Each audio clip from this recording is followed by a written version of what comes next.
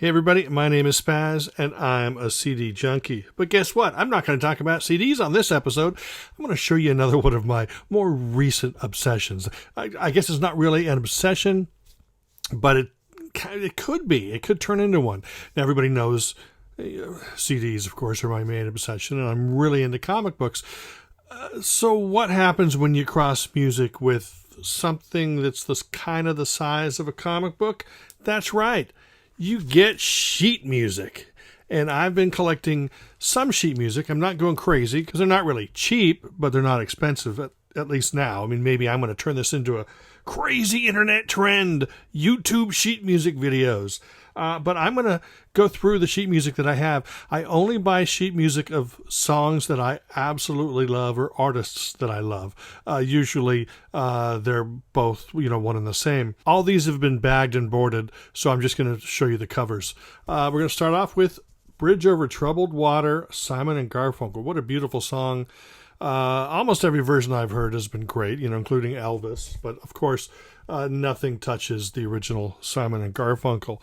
Next one up in my stack, one of the greatest 70s singles by Charlie Rich, The Most Beautiful Girl. Hey, you know that one. But, yeah, Charlie Rich, Most Beautiful Girl in the World.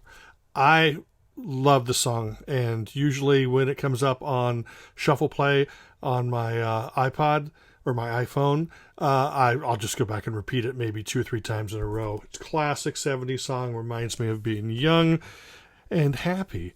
My next one is one of probably the saddest songs ever, and it breaks my heart every time I hear it, and that is How Can You Mend a Broken Heart by the Bee Gees. Boy, is this a beautiful song. I love this song so much. It's so sad. It's so heartbreaking. And every time I hear it, it just sends me into one of those sad moods, but a good sad mood because it's so beautiful. Next one up, Nadia's theme, Young and the Restless. This is such a beautiful song. One of my favorite melodies in the entire world is this song here. It's so beautiful, so touching, so filled with just beauty. Didn't I say it's beautiful? That means it's filled with beauty. Beautiful. So, but yeah, Nadia's theme, one of my favorites. Am I a musician? No. I don't even play one on TV. Anyway, not one of my favorite Carpenter songs, but definitely one of my favorite bands or artists, the Carpenters. Great thing about this is it's written by Joe Raposo, who was the great songwriter who wrote songs for the first couple of years of Sesame Street. And, he wrote most everything that all your favorite songs on Sesame Street. And, of course, Sing was a song that was originally from Sesame Street. And the Carpenters turned it into a hit. And there's that one. Don't Go Changin'. Billy Joel, Just the Way You Are. Still to this day, one of my favorite Billy Joel songs. Such a wonderful melody. And, now, of course, if he ever does it live, I don't think he does anymore. But if he ever does it live, he's not going to have any heart and soul into the song anymore because, he doesn't mean it. He divorced the lady he wrote this about. But when he wrote it and performed it on the original record, it's still a touching and beautiful song. And I love that. Remember what I said about beautiful? It's full of beauty. Beautiful. Anyway, next is Laughter in the Rain, Neil Sedaka. Boy, I love Neil Sedaka. His first brush with success was in the 50s. We all know those songs. But then he had a resurgence in the 70s, and that's my favorite period of Neil Sedaka. The next one of the most hated songs in the world, and I love it. It's so cheesy. It's the song Honey. It was a hit for Bobby Goldsboro, but I love Dean Martin's version. I love Andy Williams' version.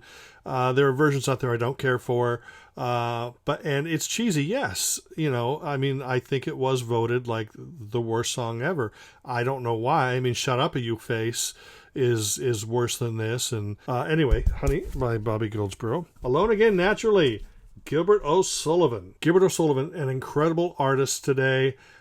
Just as great as he was back in the early 70s. And then finally, this is the last one. And everybody knows I love Christmas music, right? Well, guess what? Here Comes Santa Claus, written by Gene Autry.